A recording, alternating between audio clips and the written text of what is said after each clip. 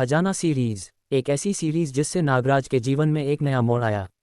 इस सीरीज के बाद नागराज पूरी तरह बदल गया। एक वक्त था जब नागराज दूसरे देशों शहरों में जाके अपराधियों से भिड़ता था। विश्व से अपराधियों के उन्मूलन की जो कसम नागराज ने खाई थी उसे पूरा करने को नागराज नागमणि से आज़ाद होने के बाद देश विदेश जाने लगा। जिन जिन अपराधियों, माफिया, डॉन, स्मगलर हो या सफ़ेद कॉलर के नीचे काले धंधों को अंजाम देने वाले लोगों ने नागराज की नीलामी में भाग लिया था, उन सब की एक लिस्ट बनाकर उनके खात्मे की और नागराज बढ़ चला। चाहे जर्मनी, फ्रांस, अमेरिका, रूस, दुबई हो या जापान या अफ्रीका के जंगलों में अपना राज चलाने वाले स्मगलर, सबसे नागराज की भिड़ंत हुई और नागराज ने अपने चिपरिचित अंदाज में सबको मात दी।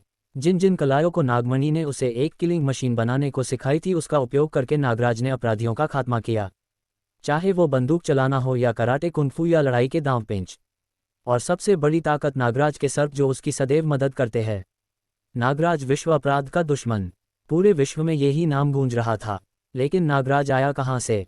क्या वो नागमणि का एक आविष्कार है या उसका कोई स्वतंत्र अस्तित्व है? क्या उसका कोई परिवार भी है? अगर है तो कौन है उसके माता पिता?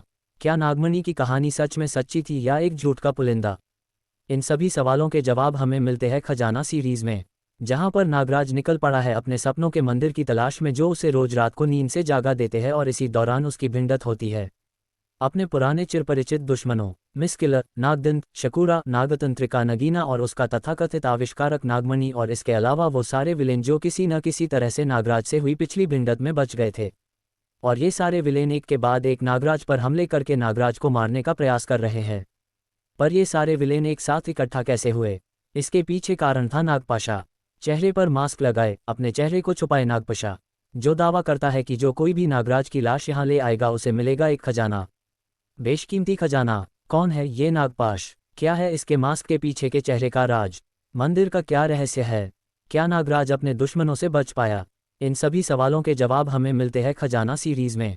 इसके अलावा नागराज के परिवार के बारे में भी जानकारी मिलती है और मिलता है उसे एक नया परिवार भी।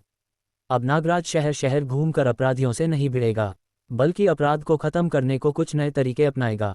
उसकी एक छुपी हुई पहचान होगी। वो रहेगा महानगर में, एक नए शहर में, एक नए रूप में, और कहलाएगा राज। यहीं से शुरू होगा नागराज के जीवन के एक नया अध्याय।